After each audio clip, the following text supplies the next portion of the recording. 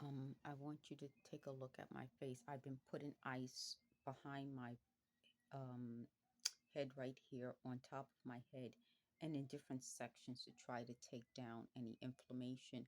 It helps my voice. I was putting ice on my neck and it helped my voice. So you can tell my voice went somewhat back to normal. I still kind of have problems with it, but not as much. It went back to being deeper. So I before I get on to the topic of what they're talking about, I want to talk about chronic inflammation increases the risk of brain disease. So that's important. I talk about inflammation. So they said, well, will I sound like a doctor? Of course not. What I do is I have posts of doctors and their recommendations. I have a whole playlist called Exercise, AI, and Health. I'm not a doctor. So that again is something they're worried about, that you guys will think I'm a doctor. I don't think you guys think I'm a doctor. The next thing I want to talk about is they're worried now. Another irrational worry is that if I talk about True Blood, I will be encouraging violence against people. I'm not encouraging any violence against anyone.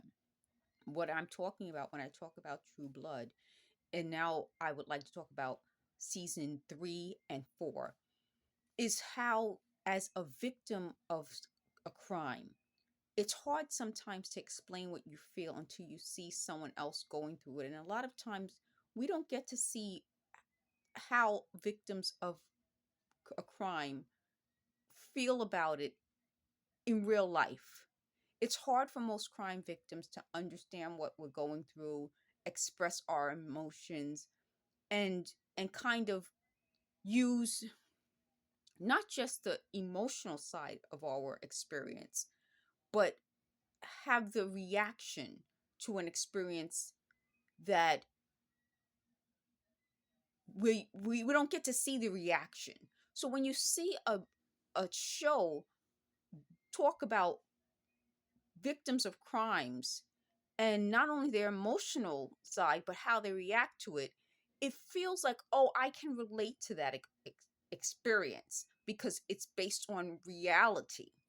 So the other point I want to make about that is that when shows deal with sort of the, the extreme, like I would say True Blood, because it's based on vampires, is an extreme. It's not based on regular human beings. So they say, well, do you think people will want to hurt regular people because of vampires? No.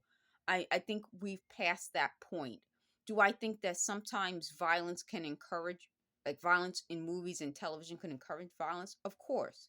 But I think because it's based on vampires, and these people aren't actual vampires, even though they can be emotional vampires, people know the difference. But I think that's part of what I'm saying. There's something in them that can be violent towards me and other victims, but are afraid of violence towards themselves. And I want to go over that before I go into True Blood. In my dealing with this process, I feel like, and I've talked about this in other videos and other their psychology is so distorted that they, to me, have symptoms of mental illness themselves. How can you be violent towards someone, so violent that I've shown you when my face was just so swollen? I lost my voice. I have cysts on my neck.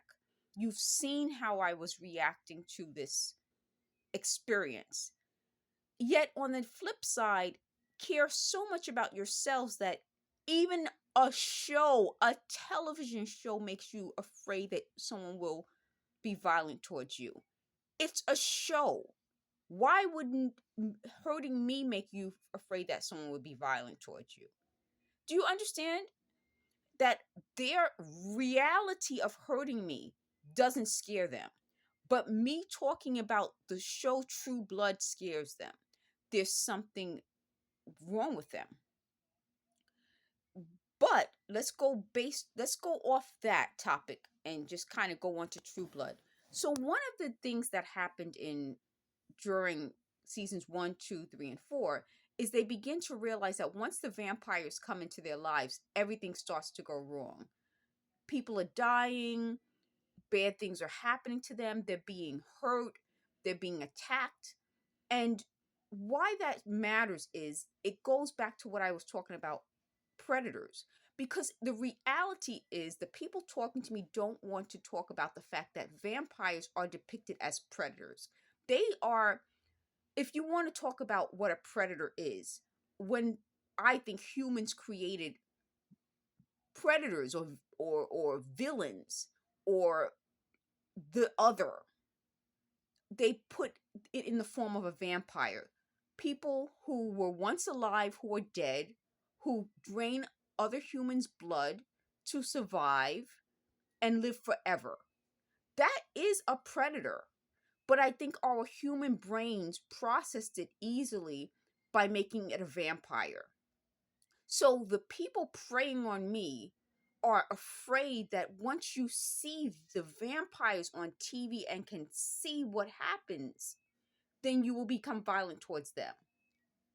Again, that to me is irrational. That's an irrational fear. But let's, I would have to spend all day on them. And let's talk about True Blood. So in seasons 3 and 4, we deal with the fact that it turns out that Bill was taking advantage of Sookie.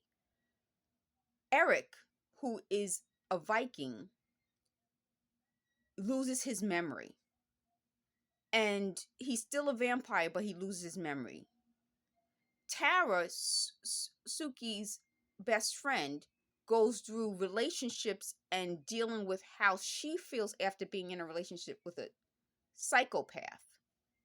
Jason is dealing with how all of this came into his life and changed his life. So you get to see how everyone involved, once Sookie brings in Bill, like one person brings in a vampire, it affects everyone around her. And so when you're watching the show, you're dealing with the emotions they're feeling of how did a predator enter their world and change everything for them. So there is a lot of violence, there's sex, but again, the best part about this show is that they're showing you how people are dealing with this predator that enters their lives. Because it's not based on reality, it's a little bit easier to understand how it affects them. I think had it been dealing with just like actual humans and not vampires or not like all of the other supernatural elements, it would have been a little bit harder to watch. And partly when the people talking to me are always suggesting like roots. That's a really hard topic to deal with when you're going through your own, when you're being victimized. I mean, besides being Black and female, I'm being victimized. I don't think, going over roots would be the best thing for me and a lot of the people who watch my channel. So they said I don't have enough people who watch my channel for it to matter. But the people who do watch my channel, the majority of them are also being victimized. So even if I only have 3 people watching my channel, if 2 are going through this, it's too much of a topic to deal with slavery in America.